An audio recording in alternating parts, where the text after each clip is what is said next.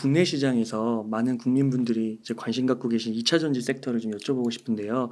2차 전지는 첫 번째는 수급이 좀 꼬인 측면이 있고요. 네. 그 다음에 이제 그 업황이 네.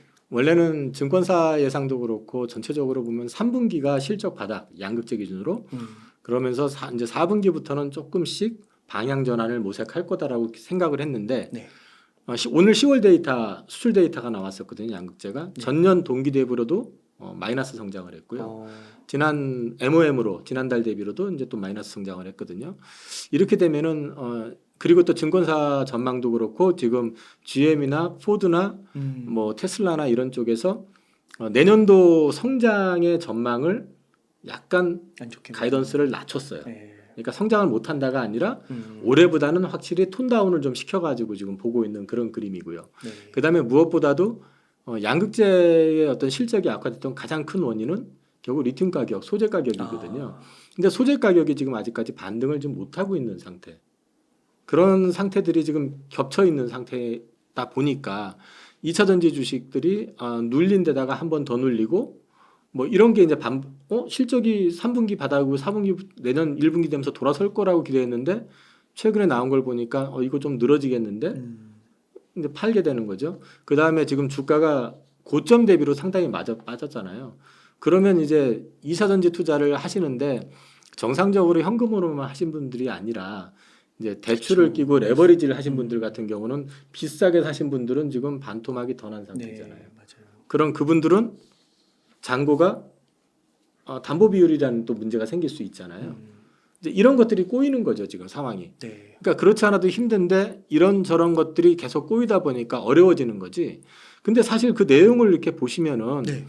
GM이나 LG엔솔이나 그 퓨처엠 이런 쪽의 어떤 컨퍼런스 콜 내용을 종합해서 보면 큰 그림에서는 변화는 없어요.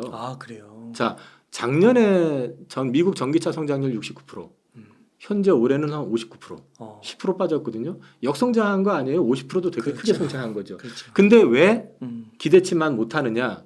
그게 이제 보시면 GM이나 포드나 이런 데서 스텔란티스나 이런 데서 연초 가이던스를 제공할 때 우리가 이만큼 팔아야지만이 벌금을 덜 낸다라는 제도가 있어요. 네. 그게 연비 규제라는 게 있거든요. 미국뿐만 아니라 유로존에서도 하거든요. 지금은 그 내연 자동차를 파는 회사들이 내연 자동차만 팔아서 되는 게 아니고요. 일정 비율 이상 전기차를 팔아야 돼요. 그래서 일정 연비를 갖다 맞추지 못하면 거기에 따른 페널티를 물게 돼 있어요. 그거와 관련된 거를 제가 정리한 게 있는데요. 기업 연비 규제라고 그래가지고 미국 환경보호청이 그 승용차하고 소형 트럭 탄소 배출 기준을 엄격하게 적용하기 위해서 1년간 생산하는 자동차의 연비를 전부 측정을 해가지고 평균 연비가 규제 연비 기준을 충족 못하면 0.1마일당 150달러의 과징금을 부과하는데 스텔란티스하고 GM 두 회사가 올해 물었던 게 4,760억 원을 벌금을 물었어요. 못 채웠네요. 네, 못 채워서. 근데 네. 저게 문제는 뭐냐면 앞으로도 계속해서 물 가능성이 높아요.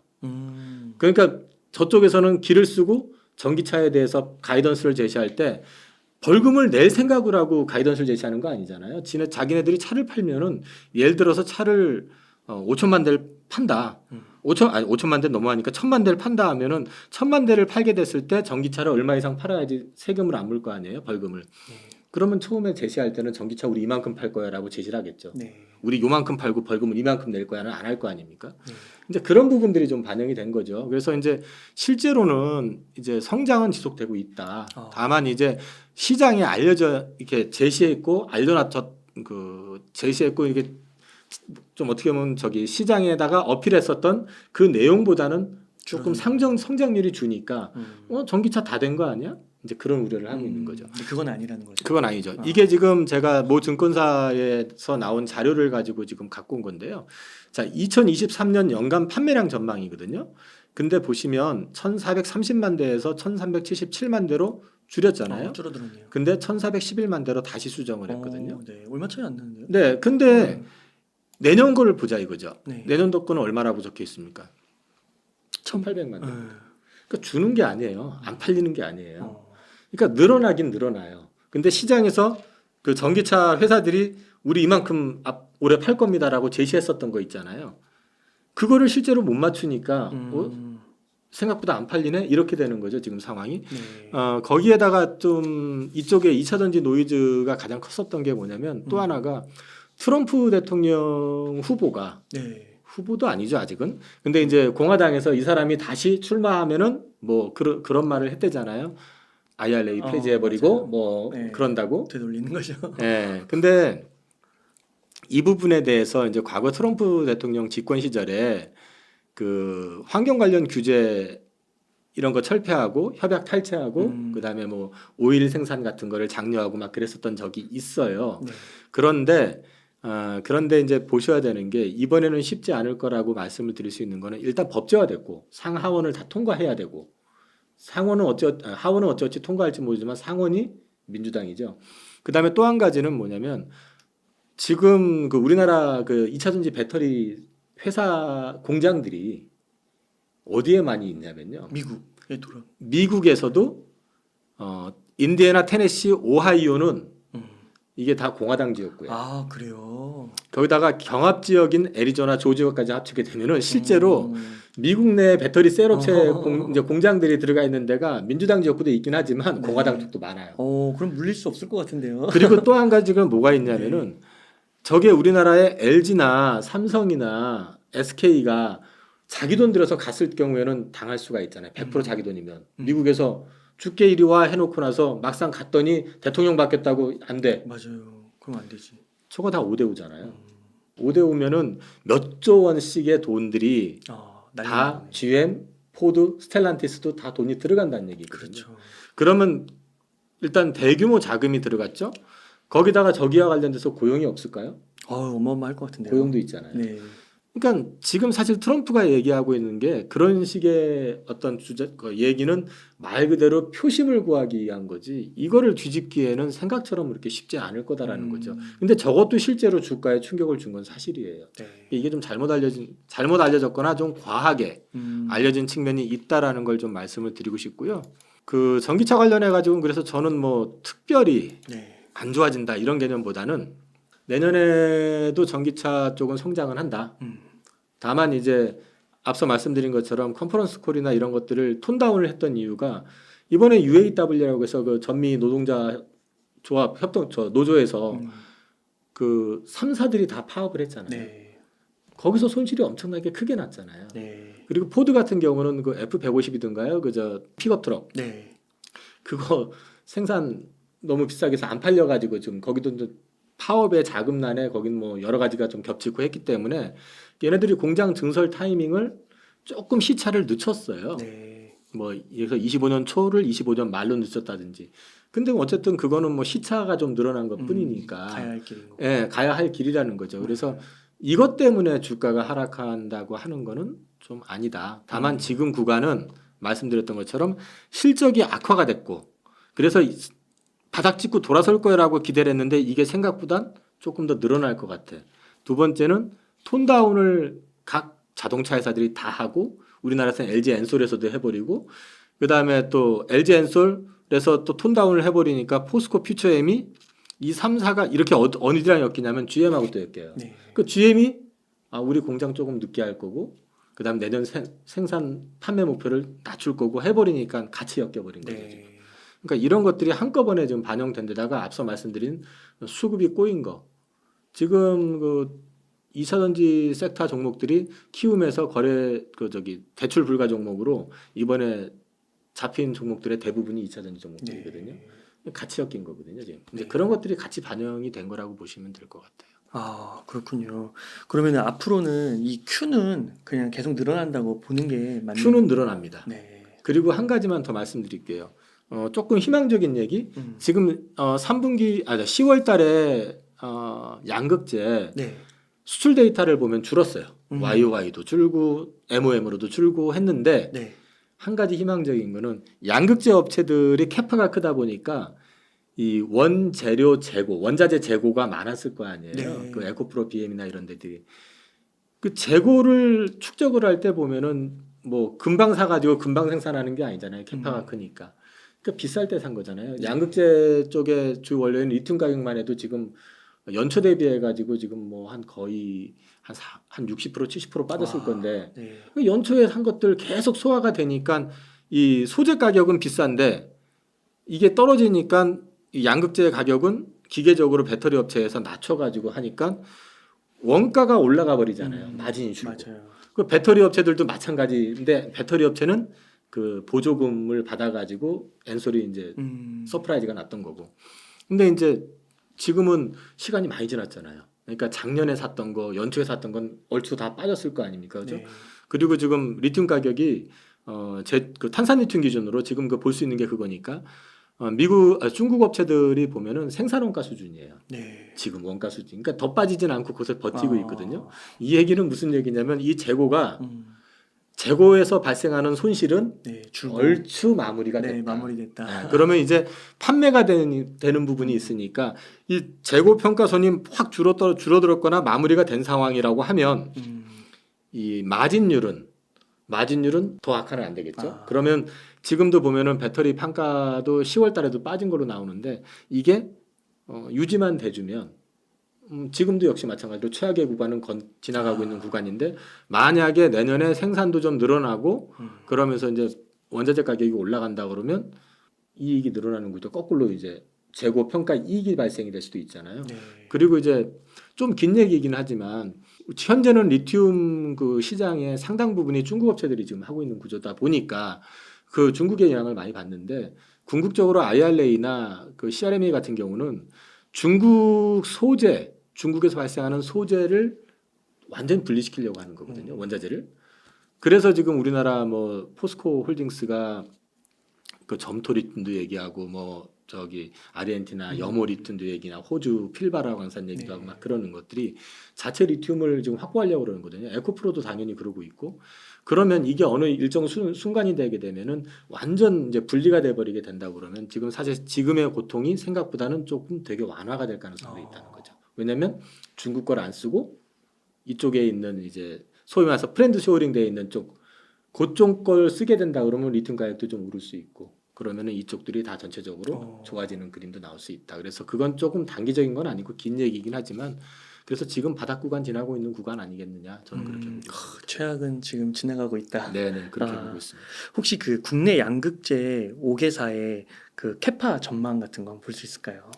양극재 캐파 기준으로 봤을 때 에코프로 BM이 지금 23년도에 18만 톤이거든요. 네. 근데 내년 가면은 이게 34만 톤 됩니다. 오. 그리고 27년 가면 71만 톤 됩니다. 그러면 지금 23년이잖아요. 네. 그럼 4년 동안에 4배가 늘어납니다. 그러네요. 그러면은 리튬 가격 반등 나오고 전체적으로 돌아서는 그림 나오면 당연히 이익은 늘어날 수밖에 없겠죠. 네. 그다음에 이제 LNF가 13만 톤인 게 27년 기준으로 44만 톤, 포스코 퓨처엠은 10만 톤인 게 27년 기준으로 53만 톤인데 네. 회사에서 밝힌 건 여기 지금 85만 톤이라고 돼 있는데 그게 아니고요. 회사에서 밝힌 건 저거 100만 톤까지 지금. 이제 그리고 그만큼 시장을 크게 보고 있거든요.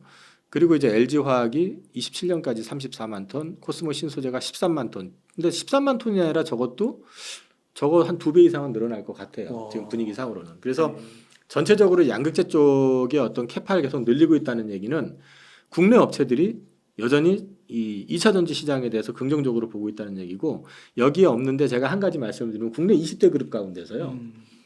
이 2차 전지, 네. 그린 에너지 관련해 가지고 사업을 안 하는 그룹이 몇 개 있을 거라고 보세요? 제가 이렇게 살펴봤거든요. 네. 4개 빼곤 다 합니다. 아, 그래요? 그럼 국내 20대 그룹이 와. 어떤 식이든 다 하거든요. 와. 그냥 좀 심하게 말씀드리면 바보냐고요. 음. 거기에도 엄청난 석박사들이 있고 그렇죠. 이 산업에 대해서 환경에 대해서 왜 2차 전지 또는 그린 에너지를 하느냐 이 부분에 대한 준비를 왜 하는지에 대해서는 어느 정도 답이 좀 나와 있는 거잖아요. 그런 맥락에서 봤을 때 저는 2차 전지가 그렇게 이제 끝났어. 진짜 조심해야 돼. 이거 아니다라고 말씀드리고 있고 그 다음에 또 한 가지는 2차 전지 하면 자동차만 생각하잖아요. 근데 우리나라뿐만 아니라 전 세계적으로 지금 교통수단으로 좀 눈앞에 다가와 있는 게 하나 있습니다. 그게 뭐냐면 UAM이죠. 그 도심 항공. 이건 일단은 공항에서 특정 지역까지 뭐 이런 거잖아요. 네. 이거를 헬리콥터 띄워서 다니는 거 아니거든요. 음. 이것도 저 배터리. 2차 전지. 그 다음에 지금 저기 북유럽 쪽에서 지금 그 연안만 돌고 있는 여객선 피오르드 그 다는 거 그거 배터리예요. 네. 근데 또 한 가지 나오고 있는 게 지중해는 갇힌 바다잖아요. 음. 거기서도 마찬가지로 지금 25년부터인가 이건 LNF IR 자료에서 네. 방송에서 봤는데 거기도 25년부터 이제 배 쪽으로 배터리가 들어간다는 얘기죠. 배터리는 앞으로 실생활에서 그것뿐만 아니라 그 로봇들 있잖아요. 로봇. 요즘 보면 뭐 개가 무슨 뭐 경비도 쓰고 뭐 별거 다 하잖아요. 네. 그거는 뭘로 돌아갑니까? 다 배터리군요. 다 배터리입니다. 그래서 이제 배터리 시장을 너무 단순하게 보시면 안 되고 또 하나 이 그린 에너지 쪽에 들어가는 것들 네. ESS라고 하는 에너지 저장 장치 있잖아요. 네. 그것도 배터리예요. 그게 뭐 NCM이든 LNF가 됐든가, 저기 NCM이든 LFP가 됐든가. 그 시장들 자체가 지금 이미 다 배터리들이 들어갈 수 있는 환경이 굉장히 많이 깔려져 있는 상태거든요. 네. 그런데 이 배터리를 엄청 큰 시장 내에서 이 양극재를 제대로 생산을 해내고 원하는 스펙을 맞춰줄 수 있는 회사가 중국을 제외하고는 글로벌하게 몇 개 없어요. 그렇기 때문에 우리나라 양극재 업체들을 다들 주목하고 있는 겁니다. 그러시군요. 그러면요, 이사님, 그 원자재 중장기적으로 봤을 때 원자재에서도 저희가 올라갈 수 있고, 그 다음에 뭐 양극재나 이런 배터리의 수요도 많이 늘어날 거고, 그러면은 이제 우리나라의 좀 어떻게 보면 2차 전지 섹터의 대장이라고 할 수 있는 뭐 포스코나 뭐 이런 쪽 포스코 그룹 같은 뭐 것들은 원자재 쪽도 좋으니까 앞으로도 지금 주가는 많이 떨어졌지만 앞으로는 좀 긍정적으로 볼 수 있다 이렇게 말할 수 있을까요? 저는 포스코 그룹에 대해서 이제 말씀을 드리면요. 네. 포스코 그룹은 우리가 다 알다시피 이제 회사가 70년대 그 포항에 제철소를 세워놓고 나서요. 이게 2차 성장을 했던 거는 80년대 초반에 광양에 제철소를 세우면서 이익이 1기 대비해서 22배가 늘어났었어요. 근데 이게 철강이잖아요. 네. 그러니까 돈은 잘 벌어요. 지금도. 그 영업이익 기준으로는 한 5조 원을 버는데 네.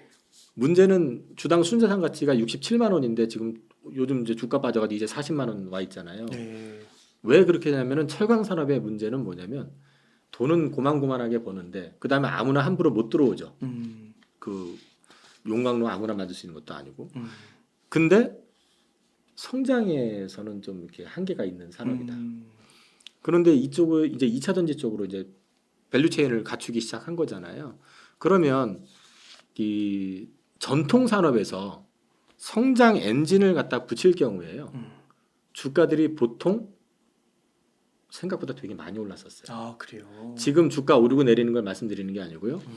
90년대 하면은 우리가 지금 대한민국 최고의 기업은 삼성전자라고 보잖아요. 네. 삼성전자 같은 경우 90년대 초반만 해도 디램 쪽 손해였었어요. 근데 디램이 폭발을 했잖아요. 네. 특히 IT 버블 이용해 가지고 디램 산업이 크게 성장을 했거든요. 일본 기업이 망하고 네. 삼성전자 주가가 물론 IMF 여파도 있었지만은 제가 기억하고 있기로는 그게 32,000원 밑으로 떨어졌었거든요. IMF 때. 근데 그게 2020년 넘어갈 때 그게 제가 알고 있기로는 38만 원이 넘어갔었어요. 지금 그때는 액면가 5,000원이었거든요. 지금 액면가 100원인데 지금 오늘 아마 68,500원 곱하기 50 하면 나오잖아요. 네. 그러면은 얼추 뭐 350만 원 돈 아닙니까? 그죠? 네. 이렇게 성장을 했었던 거는 전통의 그 가전 위주로만 이익을 보다가 반도체 쪽이 성장하고 그다음에 그때 휴대폰, 스마트폰 말고 그때는 이제 그 일반 휴대폰 그쪽 시장이 확 올라오면서 크게 성장했던 거거든요. 그런 궤적을 포스코도 밟을 가능성이 있다고 저는 봐요. 그것만 있는 게 아니고요. 예전에 보면은 중국이라고 하는 큰 용이 WTO에 들어오고 그러면서 소위 말해서 교역이 성장하고 할 때 그때 뭐가 있었냐면은 중국 업체들 때문에 조선 쪽에 발주가 엄청나게 일어났었어요. 그게 2000년대 초반이거든요. 네. 그때 대한민국 조선주의 대표지 현대중공업 2만 원이 안 됐었거든요. 그때 최고가 70만 원 찍었었습니다. 와. 자, 그다음에 아모레퍼시픽이라고 하는 회사 있잖아요. 네. 마찬가지로 국내에서 판매하는 거 위주로 내수 위주로만 살았던 회사인데 갑자기 중국 특수 중국인이 바르면 어떻게 된다 하면서 몇백만 원 갔었잖아요. 네. 액면가 지금도 뭐 주가가 많이 빠졌음에도 불구하고 그때는 5,000원일 때 2만 원이 안 됐었던 주식인데 2000년대 초반만 해도 지금 뭐 어찌 됐던 간에 그렇게 폭등을 했었던 거 아닙니까? FNF라고 하는 회사 옷도 마찬가지로 중국에다가 MLB 브랜드니 뭐니 이런 거 나가면서 주가 제가 그 회사 투자했었던 사람이니까 10,000원대 샀었거든요. 15,000원에. 네. 3만 원 넘어서 가지고 되게 좋아했었거든요. 그거 몇십만 원 갔었어요. 와. 그러니까 무슨 말씀을 드리냐면 네. 그건 성장 엔진이라는 게 같은 사업을 해도 시장을 하나 뚫어낸 거였잖아요. 그거는. 또 삼성 같은 경우는 새로운 아이템을 가지고 그게 폭발을 하면서 밸류가 올라갔던 거잖아요. 그런 식으로 그 주가들이 한 단계 올라가는 건 성장 엔진이 뭔가가 장착이 되면 요즘 라면 보세요. 한국인만 먹던 라면들이 뭐 불닭볶음면 뭐 해가지고 삼양식품 같은 경우도 맞아요. 글로벌화됐죠. 네 농심 보십시오. 네, 농심도. 오리온 초코파이도 마찬가지잖아요. 네. 같은 제품을 새로운 마켓을 뚫어내면서 폭등했던 것처럼 이게 그렇게 100% 된다는 건 아니에요. 사업이라는 건 뭐 100% 성공한다는 건 아니니까. 근데 2차 전지 산업이 아까 말씀드렸던 2차 전지의 어떤 확장성이라든지 그다음에 요즘 환경 문제 심각하잖아요. 그 기상이변 뭐 얼마 전에 저 살고 있던 데도 막 갑자기 이따만한 우박이 떨어져가지고 난리가 났었는데 그런 식으로 환경의 어떤 기상이변이 심한 이런 구조는 결국은 탄소 배출을 줄이는 쪽으로 갈 수밖에 없는 구조라는 거. 그럼 그런 큰 그림을 놓고 봤을 때 포스코 그룹 같은 경우는 일단 현금이 많아요. 네. 자산도 많고.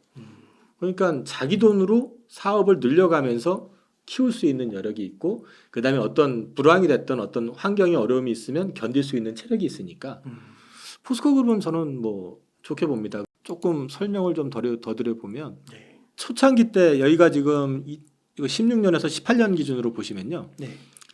이게 다 철강입니다. 71%가. 아. 그죠? 철강이 저렇게 줄어들어요? 이게 투자비. 네. 그러니까 투자를 갖다 철강에다 이렇게만 철강에다만 집중을 했었잖아요. 네. 그런데 2차 전지가 12%였잖아요. 네. 근데 지금 23년, 25년은 46% 네 제일 배. 많이 들어가죠. 4배, 3배, 4배. 그다음에 친환경 인프라 이쪽도 아주 크진 않지만 어쨌든 키워내고 있는 상태잖아요. 지금 네. 포스코가 지금 수소 관련된 산업 하는 것도 혹시 아세요? 아, 네. 아니 뭐 몰랐습니다. 오만이나 수소도예요. 미국, 호주 이런 쪽에서 수조를 가져와서 왜냐면은 이제는 이제 전기를 생산할 때 석탄을 떼 가지고 생산을 하게 되면 아리백이라고 하는 제도에 막혀 가지고 나중에 다 이제 페널티를 물게 돼 있거든요. 네. 그래서 결국은 고로를 돌리는 것도 그렇고 모든 게 다 이제 친환경. 그쵸 그린 에너지에서 돼야 돼요. 그래서 이제 그 작업도 여기서 같이 하고 있거든요. 그러면 수소 산업 관련해 가지고 나중에 저게 자기네들 것만 돌리는데 멈추는 게 아니라 사업을 확장할 수도 있는 거고. 네. 그런 포텐셜도 지금 포스코 그룹은 가지고 있다. 그래서 포스코와 관련된 부분들은 앞으로도 좀 관심을 갖고 지켜보셔도 괜찮을 것 같다라는 생각을 하고 있고요. 요 그림을 좀 보여드리면요. 네. 이게 이제 포스코 그룹의 2차 전지 밸류 체인입니다. 엄청나죠? 네, 엄청난데요. 자, 리튬과 관련되어 있는 사업 지금 보시면 아르헨티나의 움브로무에토 그 염호 요게 아마 내년 1분기 말 2분기 되면은 공장이 원래 준공이 될 건데 이것도 좀 늦춰졌어요. 원래는 네. 2월로 알고 있었는데 좀 뒤로 늦춰졌고 그다음에 광양에 이제 필바라 리튬 솔루션이라고 하는 이제 필바라 공장 지금 짓고 있는데 이것도 조금 늦춰진 것 같아요. 아마도 이제 노조 그 뭐 쟁이니 뭐니 그거하고 좀 연관이 있는 것 같은데 근데 어쨌든 리튬 관련된 비즈니스를 지금 가장 우리나라 기업 중에서는 완벽하게 준비를 지금 하고 있고 그다음에 실제로 상업 생산의 어떤 기술까지 확보가 돼 있는 상태이기 때문에 리사이클링 쪽으로는 이미 6월 달부터 생산은 되고 있어요. 수율이 네. 90% 나온다고 하고 대신에 말 그대로 폐배터리 가져와서 리사이클링 하는 거니까 아직 캐파는 안 큽니다. 음극재 다 아시다시피 포스코 퓨처엠이 지금 하고 있잖아요. 네. 그럼 포스코 퓨처엠 같은 경우도 그냥 음극재 자체적으로 중국에서 흑연 받아서 하는 거 말고 이쪽에서 이제 실리콘 쪽 음극재도 지금 하려고 하고 있고 그다음에 자체적으로 인조 흑연을 만들어 가지고 하는 거 역시도 이제 비용을 계속해서 늘려 가지고 이것도 역시 탈중국을 하려고 지금 노력을 하고 있고 리사이클 쪽은 뭐 당연히 원래 포스코가 하는 게 재련하고 뭐 철강 뽑아내고 하는 거니까 이쪽은 뭐 기술적으로 당연히 앞서 있을 거고 그다음에 밸류체인 갖고 있기 때문에 가지고 와서 리사이클하는 건 문제 안 될 거고 니켈도 광산을 직접 가지고 있습니다. 인도네시아에 갖고 있고 지분을 갖고 있는 거죠. 네. 양극재는 포스코 퓨처엠 아까 이제 케미칼이 퓨처엠으로 바뀌었는데 아까 말씀드린 것처럼 2030년 되면은 100만 톤까지 일단 캐파 증설 예고를 해놓은 상태고 지금 뭐 NCM 계열 쪽에 지금 이제 811 구반반 뭐 이런 쪽으로 해가지고 확장하면서 이쪽은 대응을 해 나갈 거로 보고 있고 차세대 소재라고 그래서 뭐 전해질 전고체 그다음에 실리콘 음극재 이쪽 관련 것까지 이런 걸 다 일단 밸류체인을 다 가지면서 지금 2차 전지에 대해서 정말 진심으로 네. 아까 금액 투자. 투자라든지 음. 진행을 하고 있기 때문에 포스코 홀딩스, 포스코 그룹 전반이 2차 전지 관련해 가지고는 일단 그룹의 사운을 걸고 지금 가는 거다. 그리고 이게 성공을 할 경우에는 기업의 가치는 분명히 한 단계 레벨업이 될 수 있다. 그리고 기업의 가치가 아니라 그룹의 가치 자체가 레벨업이 될 수 있다. 이렇게 보셔도 될 것 같습니다. 그 사운을 걸 만큼 2차 전지 섹터를 좋게 보기 때문에 전망 있게 보기 때문에 건 거겠죠, 당연히. 당연히요. 그 저기 성장 산업이 네. 눈에 보이고 그다음에 직접 해낼 수 있는 능력을 갖기가 생각처럼 쉽지는 않아요. 네. 예를 들어 지금 AI 얘기를 하는데 AI 좋고 성장하는 거 아는데 가만히 보십시오. AI 칩 만들 수 있는 회사 몇 개 돼요? 아, 그러네요. 없죠. 네. 그것도 능력이 돼야 돼요. HBM 얘기 나오잖아요. HBM 만들 수 있는 글로벌 업체가 탑3밖에 네, 없어요. 그죠? 맞네요. 삼성, 하이닉스, 마이크론. 마이크론. 네. 나머지는 못 만들잖아요. 지금. 그 그 중에서 또 삼성이랑 이쪽은 조금 마이크론은 좀 투자를 지체하다 보니까 요즘은 하이닉스가 뭐 이렇게 되는 거잖아요. 그러니까 사실은 어떤 기회가 왔을 때 이거 나도 할 수 있다고 탁 잡는다고 해서 되는 게 아니라 실제로 해낼 수 있는 데가 많지 않은데 2차 전지 산업 자체가 소재와 관련돼 있고 그 전부터 포항제철 뭐 철강 쪽으로 해가지고 해왔었죠. 그 다음에 또 그 만들어내는 거 뽑아내는 어떤 분리 작업 같은 거 리사이클링도 당연히 다 가능한 이제 능력이 되는 거고. 그러니까 회사가 그룹이 크다 보니까 또 이제 자체 발전소도 있습니다. 네. 그러니까 이제 그거와 관련돼 가지고 준비를 또 그린 에너지 쪽으로 해서 할 수 있는 거고. 이런 게 생각처럼 쉽지가 않은데 어떻게 보면 최적화 내까지는 모르겠지만 어쨌든 상대적으로 여타 그룹보다는 대응하기가 용이한 환경을 가지고 있는 게 포스코 그룹이라고 보시죠. 그 포스코 그룹이 정말 어떻게 보면은 약간 탑픽 같은 느낌이 드는데요. 뭐 네. 지금 당장의 주가 흐름보다는 어쨌든 2차 전지의 성장과 궤를 같이 할 그룹일 가능성은 높다. 이렇게 보고 있습니다. 이게 이제 하이렉스 공법이라고 하는데요. 수소 환원 제철이라고 하는데 네. 이게 이제 보통 철을 뽑아낼 때 철강을 뽑아낼 때는 보통 이제 그 철광석을 집어넣고요.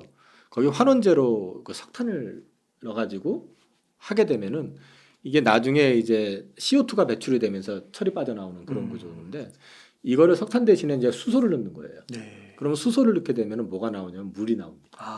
CO2가 나오는 배출이. 네. 그래서 친환경 공법이라고 하는데 이게 완성된 거는 아니에요. 지금 이거를 만들기 위해서 이제 파일럿 장비, 파일럿 시스템 운영하고 있는 거고 실제로 글로벌하게 수소 환원제철과 관련된 비즈니스 내지는 이런 부분들을 준비를 하고 있는 데가 저 북유럽 쪽에서도 있고요. 실제 제품이 나오고도 있어요. 근데 이제 그게 아직 크지는 않고 또 비용이 비싸거든요. 지금 사실은. 근데 이제 이거를 안 할 수가 없는 게 지금 현재 아마 올해 그 철강 생산하는데 발생하는 CO2 양을 갖다가 이제 유럽 쪽에 보고를 하게 돼 있을 거예요. 그럼 보고하고 나서 26년 이후부터는 그 보고한 거 대비해 가지고 줄여야 돼요. 네. 못 줄이면 탄소 배출권을 사서 채우든지 뭐 이제 이런 페널티를 또 물어야 돼요, 돈을. 그러니까 이런 것들 때문에 이거는 계속해서 줄여야 되는 어떤 그런 과제의 한 수건이죠. 수건 사업이기도 하고 그래서 지금 포스코는 지금 진행을 하고 있고요. 공법이 보면은 지금 북유럽 쪽에서나 일본 쪽에서 하고 있는 거는 뭘 가져가면 천연가스를 이용합니다. 네. 거기서 이제 천연가스를 넣어가지고 천연가스를 환원제로 써가지고 이렇게 뽑아내는 게 있는데 이거는 문제가 뭐냐면 일반 그 분광, 철광석 그 가루 이런 것들을 집어넣고 할 수 있는 게 아니라 덩어리로 돼 있는 거 있어요. 조금 고급 그 철강제가 있는데 그 펠렛이라고 하는 게 있는데 그것만 가능해요. 천연가스를 사용하는 거는. 근데 이 하이렉스 공법은 그냥 일반 철광석 가지고도 가능하다는 거죠. 다만 아직까지 이게 100% 이걸로 상용화는 아직 안 돼 있는 거고 여전히 파일럿 장비로 진행이 되고 있는데 그 전 단계로 지금 현재 포스코에서는 지금 그 바이넥스 공법이라고 해가지고요. 아마 이게 수소 비율이 한 30% 정도 네. 이제 들어간 걸 지금 운영을 하고 있는 것 같고요. 파이넥스라고 하는 게요.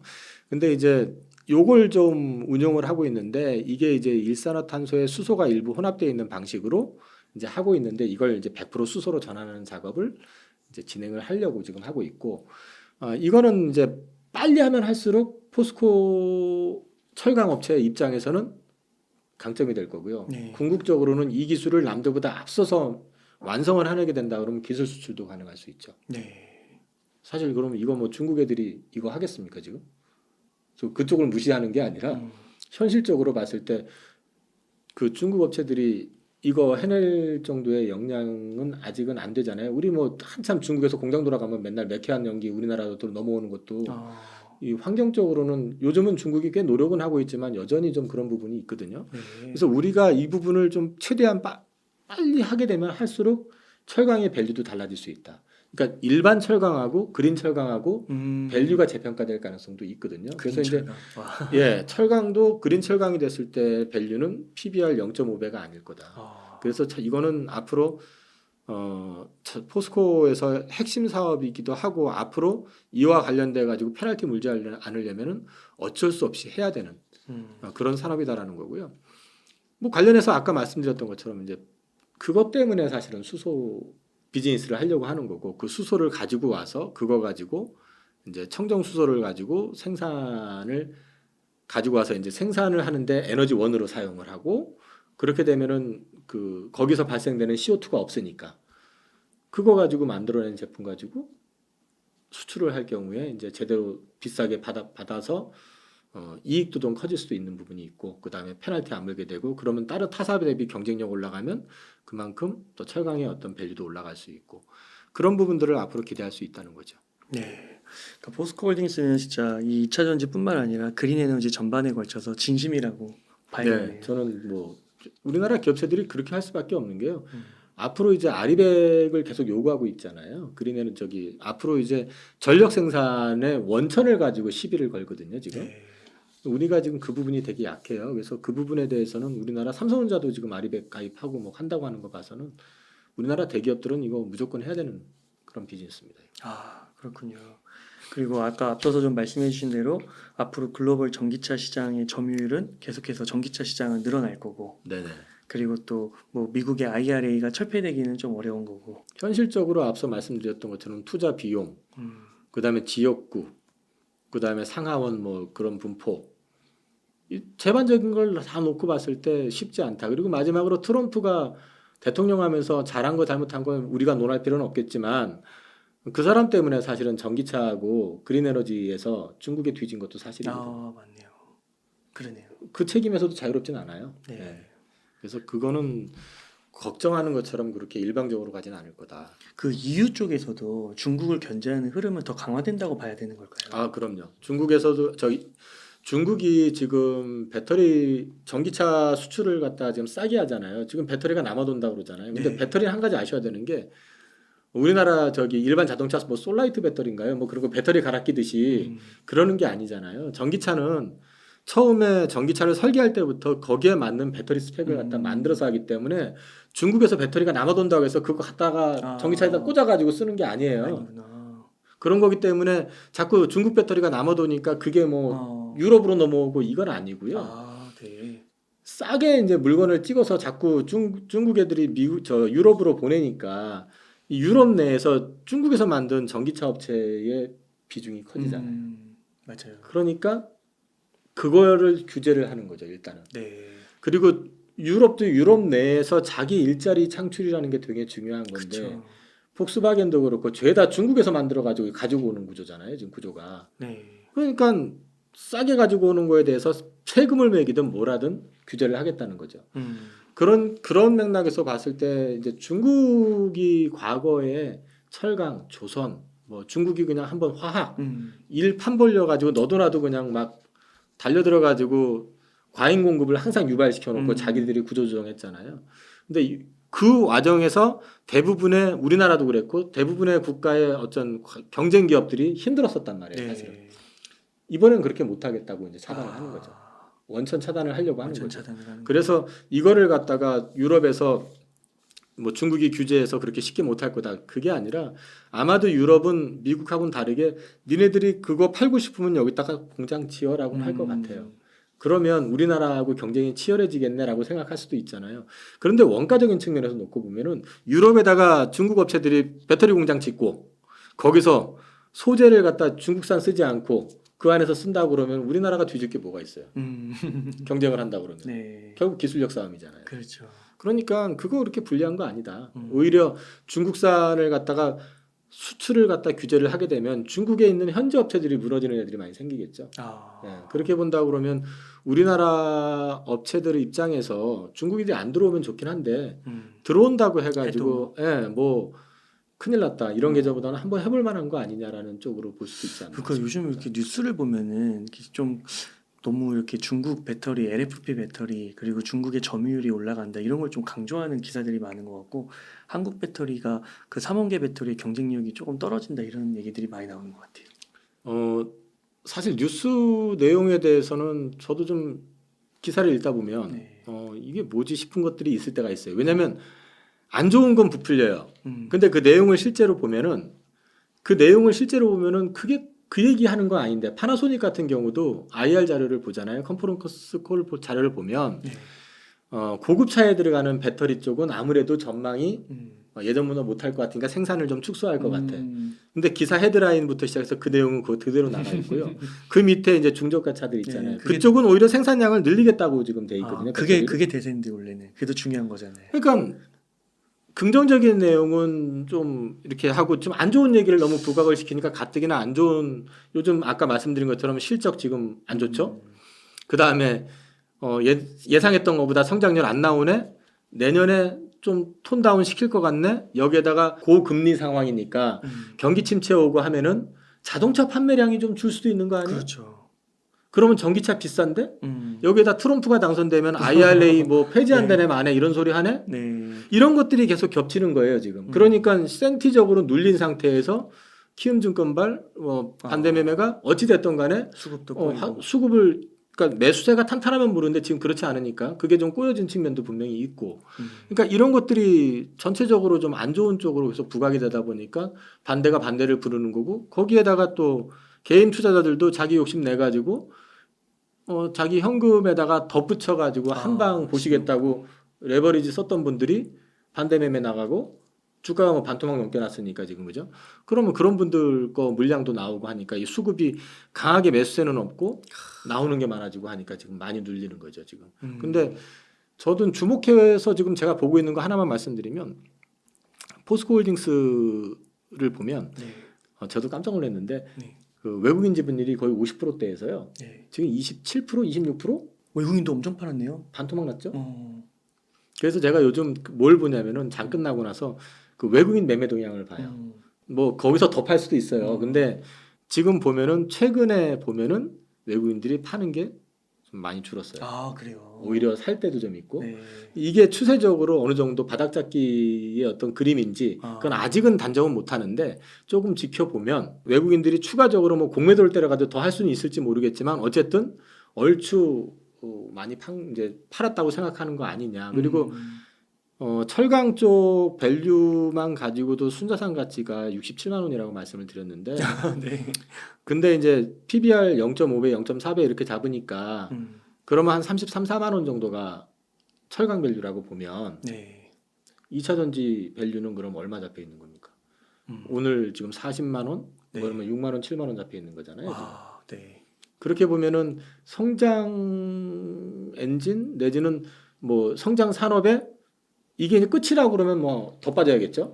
근데 그게 아니라 앞으로 이쪽 저쪽으로 해가지고 지금 뭐 아까 말씀드렸던 ESS 향, 그 다음에 에너지 저장 장치, 그 다음에 뭐 전기차, 뭐 선박, 항공기, 뭐 이런 거 이쪽으로 2차 전지 계속 확산될 거라고 본다면은 그 다음에 리튬 같은 경우는 리튬 광산 그 마진 폭이 염호 리튬은 80에서 90% 정도 나온다 그러잖아요. 영업이익이 뭐 줄었을 수도 있죠. 네. 근데 그 점토 리튬 같은 경우 한 40에서 50% 정도 영업이익 나온다고 보고 네. 그러면 포스코홀딩스 그룹에서 만약에 리튬 생산이 본격화 25년부터 된다니까 나오기 시작하면 이익이 붙을 텐데. 그렇죠.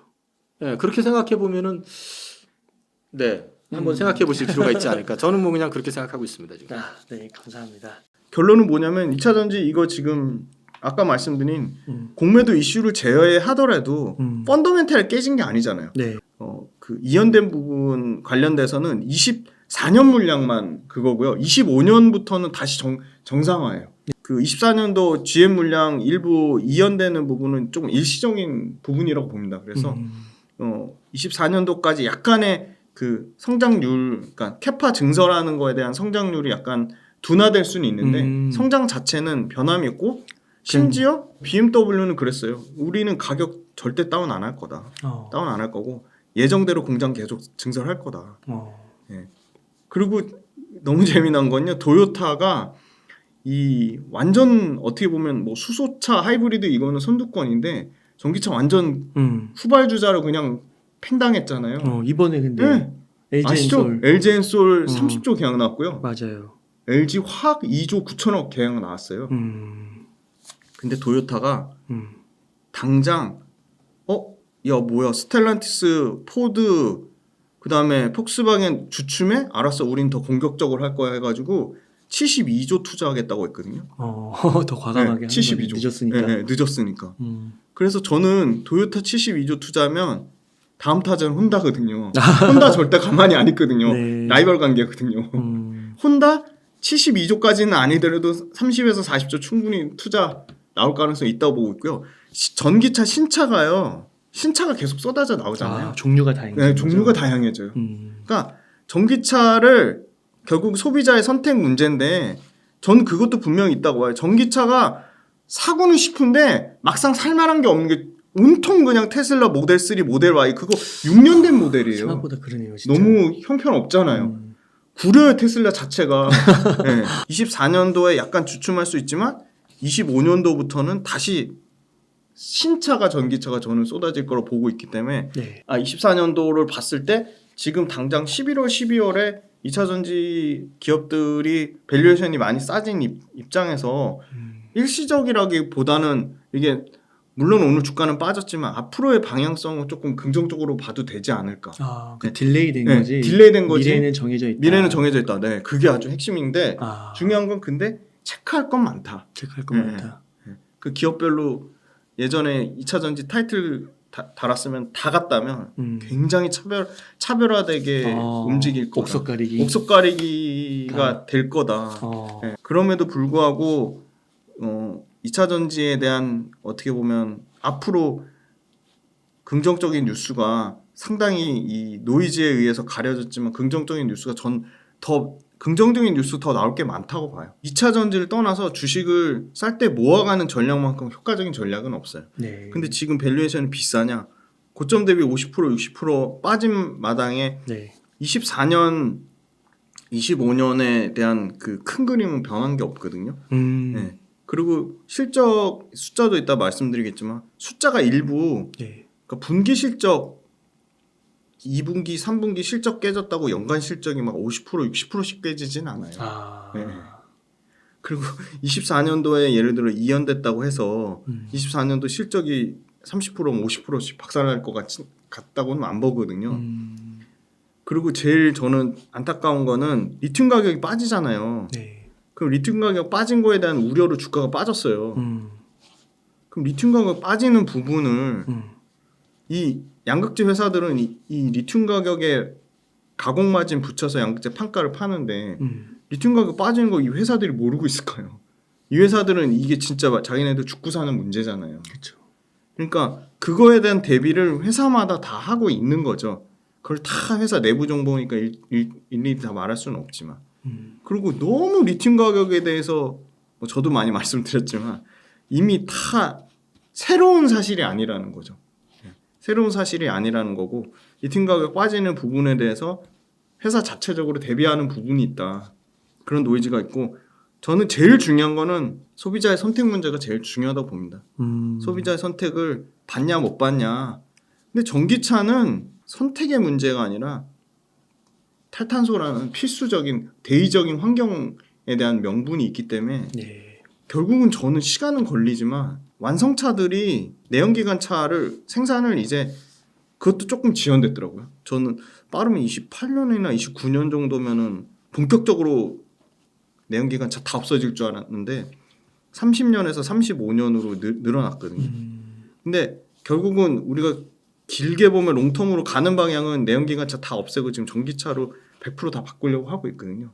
그래서 이 큰 흐름을 보셔야 되고 중간중간에 이런 노이즈는 2차 전지를 진짜 말 그대로 정말 장기 투자하려고 2차 전지 업을 보시는 거잖아요. 그러면 이 단기적인 부분에 대해서 보다는 장기적인 흐름이나 방향성이 깨졌는지 안 깨졌는지 그거 보는 게 전 더 중요하다고 보는데 아직까지는 장기적인 방향성이 깨진 건 안 보여요. 빠르게 소진이 되면 이제 사는 사람 입장에서도 더 이상은 이제 싸게는 못 사고 조금 더 비싸게 주더라도 다시 새로 가격 책정이 되겠죠. 당연히 상대적으로. 그럼 새로 책정된 가격이 리튬 가격이 조금 올라가면 양극재 업체들은 그거 아마 가만 안 있고 당연히 바로 판가에 반영해가지고 그렇죠. 올릴 겁니다. 네. 당연히 올리죠. 계속 싸게 판가를 뭐 20-30%를 떨어뜨린 상태에서 어떻게 보면 자기네들이 계속 마진을 깎아먹으면서까지 그렇게 할 수 있는 거는 상식적으로 말이 안 되는 거고 그래서 저는 오히려 리튬 가격이 여기서 생산 원가까지 빠진 수준에서 더 떨어지는 거는 현실적으로 좀 불가능하지 않을까 네. 그렇게 보고 물량은 4분기가 저점이라는 얘기는 하지만 만약에 4분기에 사실은 GM이 우린 생산 연기할 거라고 해서 물론 포드도 얘기한 포드나 GM은 또 그런 구조적인 이유가 있더라고요. 아까 말씀드린 파업의 문제도 있고 자기네들이 생각보다 전기차가 또 안 팔리는 부분이 있으니까 그 부분 안 팔리는 부분 관련돼서 이 물량을 연기하는 부분도 있고 근데 반면에 뭐 BMW나 볼보 같은 경우는 그다음에 벤츠 같은 경우는 고가 차종 위주인 데는 우리는 가격도 안 깎을 거고 생산 물량도 뒤로 안 누를 거야. 그래서 어느 차종에 들어가느냐가 중요한 것 같아요. 그래서 모든 완성 차종이 다 물량을 늘리거나 다 취소하는 게 아니기 때문에 그 부분에 대해서도 옥석 가리기가 주해지면 이런 업체들로 들어가는 양극재들은 정상 판가를 받겠죠. 네. 네, 그렇게 보고 있습니다. 그러면은 그 뭐 에코프로 BM이나 네네. 포스코 퓨처엠은 그런 쪽으로 납품 가능성이 높다고 봐야 될까요? 그렇죠. 에코프로 BM의 음. 사실은 가장 주 고객사가 삼성 SDI인데 삼성 SDI가 지금 최근에 삼성 SDI 실적도 짧게 말씀드리면 삼성 SDI는 연간 5조 이상 매출에 영업이익 거의 8% 나왔거든요. 제일 어떻게 보면 LG 엔솔보다도 실적이 더 잘 나왔어요. 굉장히 선방했거든요. 8.3% 영업이익률 나왔거든요. 네. 2분기에 7.7%였는데 오히려 영업이익률이 개선됐고요. 올라왔어. 매출 5조 8,400억에서 5조 9,481억으로 올라갔고 영업이익 4,502억에서 4,962억 60억으로 올라갔어요. 저는 삼성 SDI가 일단 밸류에이션으로는 LG 엔솔보다 훨씬 싸요. 근데 삼성 SDI가 좋다는 걸 말씀드리는 건 아니고요. 삼성 SDI의 밸류체인은 당연히 수혜를 볼 수밖에 없죠. 보시면 세분화해서 나눴는데요. 전지 쪽하고 전자재료인데 전자재료 쪽에 엄청나게 드라마틱하게 개선된 것도 아니에요. 2분기 때 워낙 기저효과가 나빴기 때문에 전자재료 쪽에 5,705억 매출에 621억 영업이익 나왔는데 3분기 때 6,082억에 842억 나온 거고요. 자동차 쪽 전지가 4,118억 영업이익 나왔어요. 그러니까 올해 2분기 때 3,881억 이것도 실적 잘 나왔다고 했는데 거기서 더 영업이익이 400억 정도가 더 나온 거죠. 4,118억이 나왔고 매출은 늘었고. 그래서 삼성 SDI가 선방하면 당연히 삼성 SDI 밑에 있는 밸류체인 회사는 좋아질 수밖에 없는 거죠. 근데 삼성 SDI의 가장 끈끈한 고객사가 에코프로 BM이거든요. 네. 그래서 삼성 SDI가 사실은 스텔란티스 합작 공장이 이거는 취소나 지연되는 얘기가 전혀 없고요. 25년에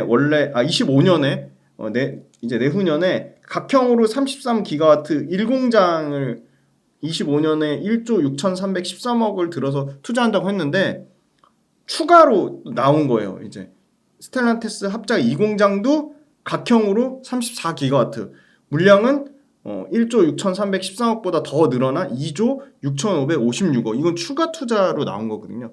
그래서 이거는 2026년이나 27년에 가동하겠다고 했고요. 인디애나주에. 그 다음에 GM 합작 공장을 여기는 고무적인 거는 각형하고 원통형 합산해서 30기가와트시. 그래서 삼성 SDI가 후발주자고 뭐 보수적인 투자를 한다 하지만 삼성 SDI도 SK온이나 LG엔솔 못지않게 지금 열심히 합작사에 대한 투자를 하고 있어요. 네. 예, 그래서 삼성 SDI가 잘 되면 에코프로비엠이 당연히 저는 잘 될 수밖에 없다고 보고 있는데 네.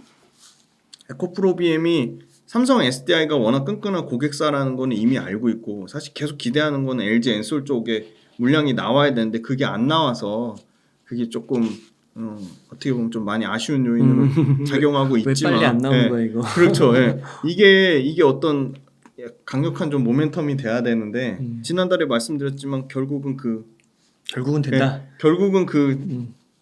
캠9 공장 지금 하는 그 물량 들어갈 때가 NCMX라고 하는 거 그 4온계 이거 하는 거가 지금 사실 LG 엔솔밖에 없기 때문에 예.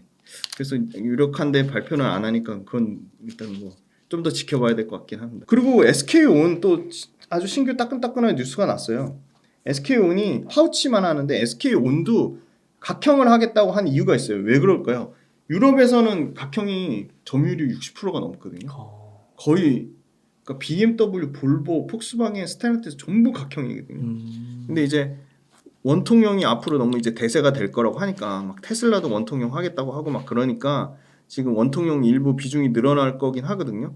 근데 각형 관련돼서 SK온이 하겠다고 하면서 최근에 SK온이 그 우리나라에도 가끔 많이 돌아다니는 차 중에 그 폴스타라고 있거든요. 폴스타 있어. 네. 차도 이쁘고 괜찮은데 그거 네. 폴스타 그 신규 모델에 폴스타 5 2025년도 생산하는 거에 원래 LFP 하려고 했는데 고객사 요청에 따라 NCM 배터리가 들어가요. SK온 거. 그래서 이것도 하이니켈, 그러니까 니켈 함량 80% 이상이니까 아마 SK온하고 폴스타 계약 신규로 또 맺었다는 거는 또 NCM에 대한 또 끈끈한 또 유럽 완성 차종에 대한 그게 있고 그래서 지금 차종 자체가 막 뭐 LFP 배터리가 막 모든 전기차 시장을 다 막 잠식할 것처럼 너무 확산된 측면이 있는데 정확하게 차종 입장, 완성차 입장에서는 결국은 그 밸류체인을 다변화해야 되는데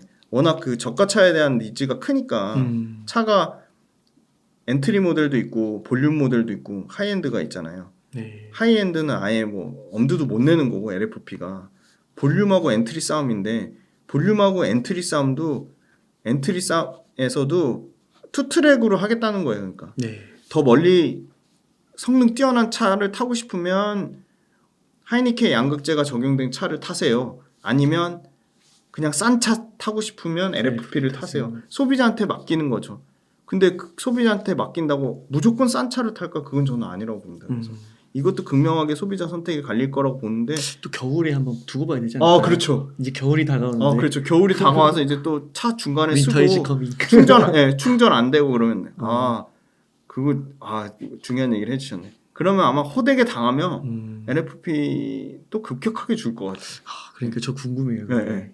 이거 계속 나오거든요. LFP 배터리가 겨울에 성능 떨어지는 부분, 주행거리 원체 또 주행거리 짧잖아요. 네, 맞아요. 주행거리 짧은데 거기에 만땅 충전해서 근데 가다가 서요. 막 갑자기 극심한 온도 저항이나 환경에 추운 환경에 놓여가지고 떨어지면 심지어 소비자한테 선택을 줬는데 아주 싼 차 타고 싶으면 엔트리 모델에 LFP 쓰는 거 우리 적용하겠다고 했는데 그것도 선택을 못 받는 급격하게 도태된 환경이 그러니까 있고 싸기만 하면 뭐예요? 근데 네. 어느 정도 쓸만해야지 그쵸. 사는 거지. 성능이 떨어지는 거. 심지어 그리고 막 모든 완성차의 엔트리 모델에 LFP가 다 적용된 것처럼 엄청 뭐라 그러죠? 약간 노이즈를 만들어내시는데 실제 LFP 엔트리 모델에 딱 적용하겠다고 한 데는요 정확하게 테슬라 그다음에 포드 그리고 스텔란티스 중에서 일부 모델 네. BMW는 LFP 적용하겠다고 밝히지 않았고요. 네. 말도 안 했고요. 그다음에 스텔란티스 말고 폭스바겐도 LFP 막 적용할 것처럼 얘기했지만 일부 차종에 막 검토 중이라고 했어요. 그러니까 이것도 다 차마다 다 따져봐야 돼요. 생각해보니까 LFP 적극적으로 적용하는 데는 현대기아차, 레이랑 그거 있죠. 그렇구나. 레이랑 아이오닉. 반전이네. 두둥. 현대기아차, 테슬라, 포드 이 정도가 LFP에 아주 진심으로 적극적이지. 그 외 나머지 완성차종 볼보? 볼보도 LFP 아까 말씀드린 심지어 그 폴스타 관련돼서도 아주 일부 엔트리 모델에만 적용하겠다고 했거든요. 그래서 이 부분도 사실 너무 노이즈가 크다. 그 포스코 형제들 네네. 실적은 상대적으로 괜찮다 하셨잖아요. 네네 맞아요. 그건 좀 네. 어떠실까요? 포스코가 지금 2분기에 영업이 1조 3천억 찍었고 3분기에 1조 2천억 찍었거든요. 네. 상당히 실적 좋았죠. 그러니까 시장에서 예상한 거는 1조 초반 예상했는데 1조 2천억 찍었으니까 네. 그럼 산술적으로 분기에 1조 2천억이고 2분기 때 1조 3천억이면 5조 넘는 영업이익이거든요. 5조. 딱 그냥 평균치만 해도 5조인데 5조는 2차전지 관련된 리튬 매출이 하나도 반영 안 된 거잖아요. 그러니까 내년 말부터 리튬 매출 반영되면 포스코가 그냥 딱 기본 철강 가격 하나도 안 오르고 그냥 현상 유지 딱 해서 5조에 리튬이 붙어. 네, 18,000톤에 1조 8천억 잡으면 만 톤당 1조 계산은 그냥 심플하게 된다고 했잖아요. 그럼 1조 8천억에 50% 영업 마진 붙어가지고 9천억 붙으면 이거 50%도 작은 거 아니에요? 그렇죠. 보수적으로 잡은 거예요. 맞아요. 네. 그러면 그냥 계산하기 편하게 1조 잡을게요. 1조가 딱 얹어져요. 그럼 6조죠. 그렇죠. 그럼 24년도에 만 톤이 아까 1조 8천억이라 했잖아요. 그럼 25년 되면 어떻게 했어요? 또 늘어나. 염호가 더해져요. 염호 2만 5천 톤이고요. 와. 그다음에 25년도 되면 광석 리튬이 18,000톤이 아니라 광석 리튬 5만 톤으로 늘어나요. 그렇게 많이 네, 늘어나요? 그럼 7만 5천 톤이에요. 그러니까 예상은 그래요. 네. 그럼 7만 5천 톤이면 7조 5천억이잖아요. 그렇죠. 50% 잡아볼게요. 그러면 3조 7,500억. 4조가 영업이 애드되는 거예요. 26년이나 25년부터는. 그러면 포스코 철강 85조 매출로 나는 영업이익 5조랑 26년쯤 되면 와. 이익이 똑같은 이익이 4조짜리 그냥 영업이익이 더해지는 불과 2, 3년 남았어요. 2, 3년 딱 남았어요. 포스코 다음은 저는 LG라고 봐요. 근데 LG는 에코프로 같이 막강한 LG 화학이라는 양극재를 납품하는 납품처를 갖고 있잖아요. LG화학 갖고 있죠. LG 엔솔이라는 글로벌 세계 1등 배터리 셀 업체 갖고 있죠. 양극재 업체 갖고 있잖아요. 그러니까 LG화학이 이 광산 사는 거에 진심인 이유가 리튬을 자체 조달하려고 하는 거고. 근데 그거조차 사실 그런 측면으로 보면 에코프로가 그게 상당히 약한 거죠. 포스코퓨처엠 말씀드리면 포스코퓨처엠이 원래 5%대 이익은 나왔는데 더 낮아졌죠. 더 낮아졌어요. 2.8% 영업이익 나거든요. 굉장히 많이 낮아졌는데 저는 포스코 퓨처엠 밸류가 에코프로보다 비싸요. 그건 인정을 해요. 근데 저는 계속 한결같이 포스코 퓨처엠 좋다고 얘기를 말씀드린 이유가 있어요. 예, 오해하실까봐 포스코 퓨처엠 한 주도 없습니다. 너무 사고 싶은데 또 이게 문제가 될까봐 절대 안 사고요. 네. 포스코 퓨처엠 말씀드릴게요. 포스코 퓨처엠은 에코프로비엠의 양극재가 66% 마이너스 났고요. 영업이익이 포스코 퓨처엠 영업이 54% 마이너스 났거든요. 54% 마이너스 났으면 선방한 거 아니에요. 절대 선방한 건 아니죠. 그러니까 시장에서 예상한 거는 그래도 영업이익 500억대 정도 예상했는데 371억 나왔으니까 훨씬 미달하는 수준 나온 거고요. 매출은 늘었어요. 매출은 1조 2,858억에 영업이익 371억 나왔는데 근데 조금 다르게 봐요. 리튬 가격 빠졌기 때문에 영업이익은 깎였는데 포스코 퓨처엠만 유일하게 완전히 차별화된 부분이 있어요. 그게 뭐냐면 단결정 양극재거든요. 지금 양극재 구조는 다 다결정 양극재거든요. 이 단결정 양극재랑 다결정 양극재가 있는데 지금은 다 다결정 양극재거든요. 근데 단결정 양극재로 가면 생산 원가가 절감돼요. 7에서 10%. 지금 모든 배터리 셀 회사도 그렇고 소재 업체들도 그렇고 장비 업체들도 그렇고 네. 생산 원가 절감이 원재료를 싸게 못 들어오면 우리 자체적으로 생산 공정 수율을 높여가지고 원가를 절감시키는데 혈안이 됐어요. 그래서 그렇게 보면 로봇이 잘 될 수밖에 없긴 해요. 적자라도. 결국은 인건비 비싸고 인건비 때문에 문제가 많이 생기고 북미 인건비는요. 우리나라 인건비 거의 2.5배래요. 그래요? 무지막지하게 비싸대요. 와. 말도 안 통하잖아요. 말도 잘 안 듣고 텃세 부리고. 그래서 사실 울며 겨자 먹기로 어떻게 보면 IRA 때문에 북미에 공장 지었는데 이 로봇 골치 아파요. 골치 아파요. 네, 로봇이 잘 될 수밖에 없는 거고. 네. 결국은 생산 원가 절감이 엄청나게 중요한데 다 다결정에서 단결정 구조로 가면 생산 원가가 10% 절감되니까 너무 땡큐인 거죠. 그 다음에 두 번째, 근데 여기서 포스코 퓨처엠이 잘하는 거예요. 예, 에너지 밀도가 좋아지는 거거든요. 근데 사실은 단결정 양극재는 포스코 퓨처엠만 하겠다는 게 아니고 에코프로비엠이나 LG화학이나 LNF가 더 먼저 얘기했는데 네. 아주 발빠르게 단결정 양극재 제일 완성차 업체들이 제일 좋아하는 니켈 80%, 예, M86 요게 제품인데 M86 제품의 20%를 단결정으로 납품했거든요. 근데 이걸 왜 좋아하는 거예요?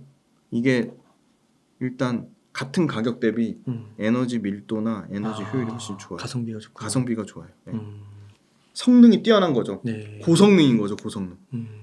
고성능인데다 안정성도 좋아요. 네. 구조 자체가 이 단결정이 훨씬 안정적이에요. 그러니까 밀도, 에너지 효율 다 좋은데 안정성까지 안 쓸 이유가 없어요, 사실. 그렇다고 가격이 월등히 비싸냐? 그것도 아니에요. 네. 근데 당연히 이거는 기존의 다결정보다는 단결정으로 가면 비싸게 받을 수는 있죠. 왜? 에너지 밀도도 좋고 에너지 효율도 좋고 안정성도 그렇죠. 좋고 비싸게 받아야죠. 근데 그렇다고 고객사가 클라이언트가 용인하지 못할 정도의 엄청나게 비싸게 받는 건 아닌 거예요. 그래서 전부 이 M86을 다 단결정으로 바꾸려고 해요. 아니나 다를까 단결정 양극재를 가장 빨리 5월 달에 양산하기 시작하더니요. 네. 2분기 매출 중에 이 M86 나가는 거에 25% 정도를 이 단결정 매출로 난 거예요. 그래서 마진은 상당히 선방했어요. 왜냐? 이건 고부가치 제품이니까 마진이 잘 나는 거 아니에요. 근데 3분기에 봤더니 이게 25%에서 40%까지 늘어난 거예요. 이야, 15%가 더 늘어났어요. 네, 좋은 소식이네요. 네, 엄청 좋은 소식인 거죠. 얘네가 목표로 하는 건 뭐냐? 최소한 올해 말까지 연간 목표 M86 나가는 물량의 50%는 단결정으로 바꾸겠다. 절반 이상. 충분히 가능할 거예요. 이미 40%를 달성했다니까요. 3분기 때. 그리고 M8 그 밑에 모델이 니켈 622. 네. 622 니켈 60%짜리 모델도 다 단결정으로 바꾸자. 그럼 얘네 하는 거는 포스코 퓨처엠 하는 거는 M86하고 N622이 주력이거든요. 네. M86이 더 주력이니까 M86을 먼저 바꾼 거고요. 네. 그래서 M86하고 N622를 다 싹 바뀌면 마진 당연히 좋아지는 다시 4.4 이상 6%대까지 올라갈 거로 봐요. 그래서 이미 단결정 매출 비중이 3분기 때 40% 차지한 것 자체는 굉장히 LG화학이나 에코프로비엠보다 잘했다. 너무. 그리고 지금 100% 단결정이 아니고 이제 40% 쓰는 단계니까 이게 다 100%로 갈 것 같거든요. 네. 그리고 포스코 퓨처엠은 106조 수주 받은 게 본격적으로 실적에 반영되는 거는 내년부터. 그래요? 네. 그래서 그렇구나. 숫자 찍히는 게 내년부터 매출 70% 영업이익 80%씩 폭풍 성장하는 걸로 찍히고요. 네. 포스코 퓨처엠 같은 경우는 또 그것도 있어요. 에코프로 BM하고 차이점은 한번 말씀드린 것 같은데 에코프로 BM은요. 네. 에코프로 BM이 100% 다 가져가는 게 있고요. 에코프로 GEM이라고 삼성하고 합작이 있어요. 네. 그러니까 에코프로 GEM이 가져가는 것도 에코프로 BM이 인식하는데 100% 인식을 못하고요. 합작이니까 뭐 6대 60%대 40%, 50%대 50% 이렇게 다 쪼개져요. 네. 그 차이가 있는 거죠. 근데 포스코 퓨처엠은 이거 에코프로 GEM 같은 합작이 없어요. 포스코 퓨처엠은 106조 수주 받은 거 100% 다 포스코가 다 가져가요. 이야. 네. 그러니까 그렇구나. 수주를 받아도 이 차이가 있는 거죠. 그리고 포스코 퓨처엠은 아까 전구체 막 얘기했잖아요. 네.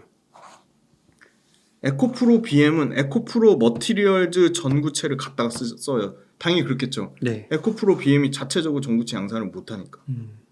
못하는 건지 안 하는 건지 모르겠지만 에코프로 BM은 에코프로 머티리얼즈 전구체를 갖다 쓰고요.